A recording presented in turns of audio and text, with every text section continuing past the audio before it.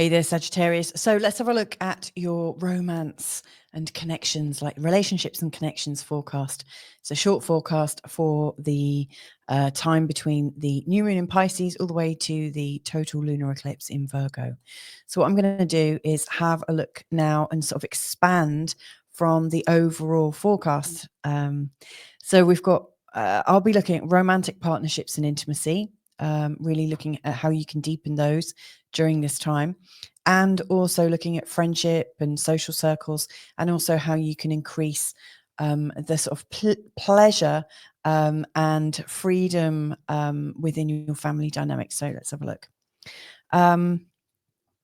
In doing so, what I want to focus on really for you in this forecast is the 7th house and the rulers of your 7th house. Also your 5th, which has to do with early romance, a lot to do with, I guess, sexiness, lovemaking, and so on and so forth, because it's one of those things that really lifts us up. And so this 5th house section is really important. And also the 8th, which I think of as being a psychological house. It definitely is known for sex and lovemaking, but it also carries like a psychological connection. How do we connect, what one-on-one, like what games are we playing? It goes quite deep. And obviously, I think the rulers of each of these, so we've got Mars is the ruler of your 5th, Mercury's the ruler of your 7th, and the moon is the ruler of your 8th. So I'm going to be looking at how they are blending. Now, your actual chart ruler is Jupiter. So I'm also going to be paying attention to how they relate to Jupiter. So right off the bat, the first thing that I see big changes in for you is, to me, it feels like you've been in purgatory a little bit since Christmas, with Mars retrograde. He's just gone direct on the 24th of February. So I think your energies, in particular, like your psychological well-being, will be already starting to sort out anything left over, any old hangovers of things that didn't get resolved properly and fully and completely. They're coming up at the moment. And so if you've got anything harboring between you and your loved ones, it's time to actually pay some attention to it.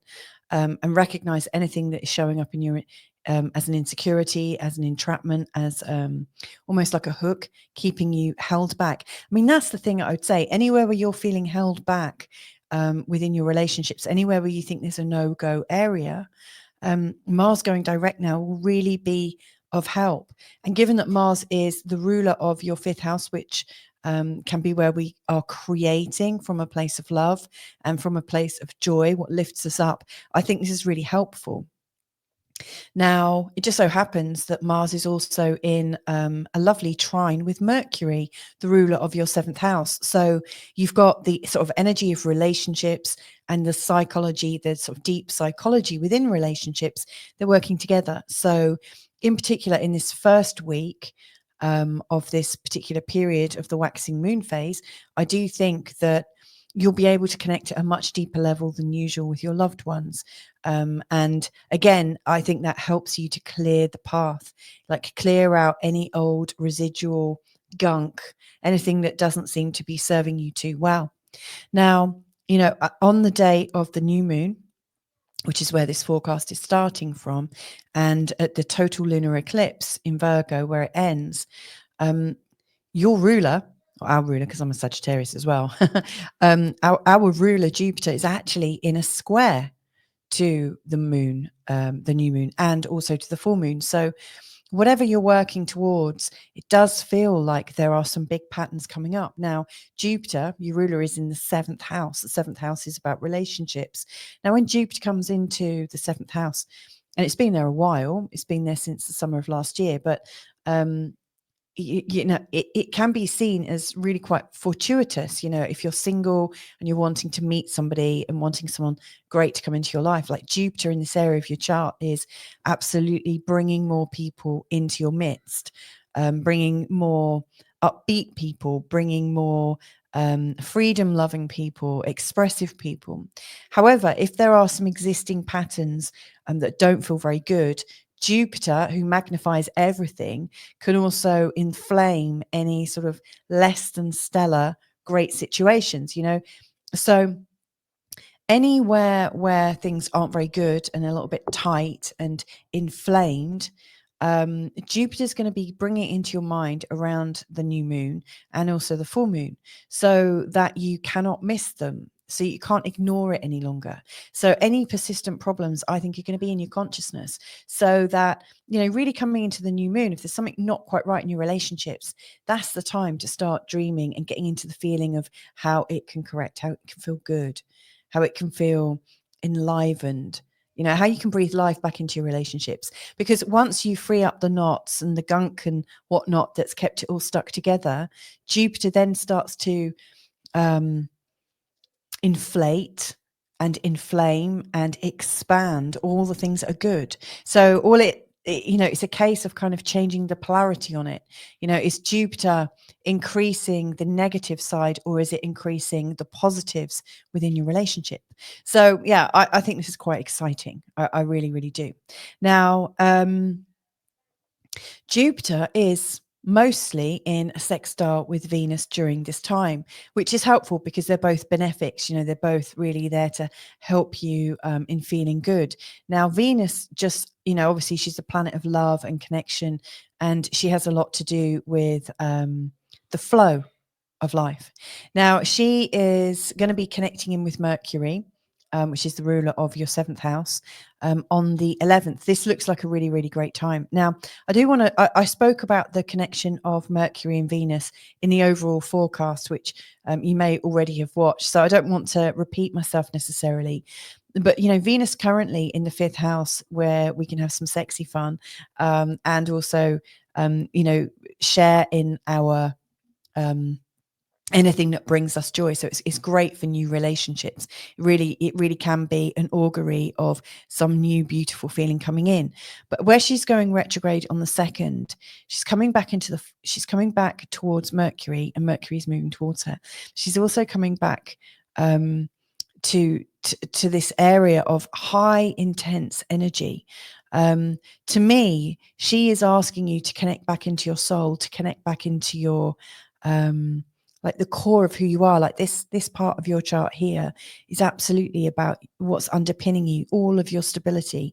What is your personality like developed on? What's it grown on?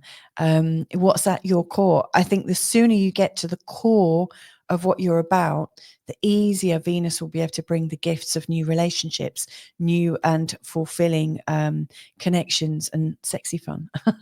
She's helpful. And the fact that she's supported by Jupiter, your ruling planet, but also who's resident in your 7th house right now, I think that's good. It's a really good sign. Anywhere where I would see Venus and Jupiter in the 5th and 7th, I would say, girl, you got it going on, so this is really helpful. And yeah, Mars going direct, I think is really helping, this energy. Now, I want to just pay a little bit of attention to your friendship circles. They are ruled by Venus, and Uranus here has a lot to do with your local neighborhood and how that's going. So Venus going retrograde, I think, is creating this sense of discernment, and making you rethink some of your further afield connections. Sure, I'm sure you've got loads of friends, absolutely sure, but are they really in alignment with who you are? Are they really serving you? Are they filling you up? And not that, people are here to fill you up and you can't do that on your own, but are they on a similar wavelength? Do you feel enlivened when you're in their company or not? So I do think, Venus going retrograde in this area is going to be thinning out, so that you connect with the true people that you're meant to be connected with. I do think, when Venus is retrograde, we have the ability to kind of let go, and just sort of really hone our connections much more precisely, like really zero in on what feels good and what feels in allowance of who we are. Like, anywhere where you're connected to people that you don't feel like you can be yourself, they're not in allowance of you, and you're maybe not in allowance of them either. So I really feel that this is about getting you back into a greater sense of allowance. In terms of family dynamics, it's all there. There's a high sensitivity at home in this 2-week period for sure. And I do think there are good communications. There's an opportunity with Mercury and Saturn, later Saturn and the Sun all working together. I really think you're trying to restructure the family and set something good in action. This is your time to do that. I'm really excited for that opportunity for you. So there you go. There's some pointers as to the relationship potentials, in particular between the, I wrote it down somewhere. Well, I might have forgotten where it is already, but around about the 6th to the, where are we? Cancer. The 6th to the almost the 9th, I think is a time when, the flowing emotions within relationships are going to come up. When the moon connects with Jupiter on the 6th, and also makes that sextile to Venus, even though Venus is retrograde, I think that's working in your favor, really, truly. So yeah, it's all there. It's all there to enjoy. Anyway, I'm going to leave that there. Thank you so much for joining me. And I hope this has been useful. I hope you've enjoyed my new take on a deeper dive into different aspects of your life. What I'm going to do now is head on over and talk about your career and ambitions. So stay tuned.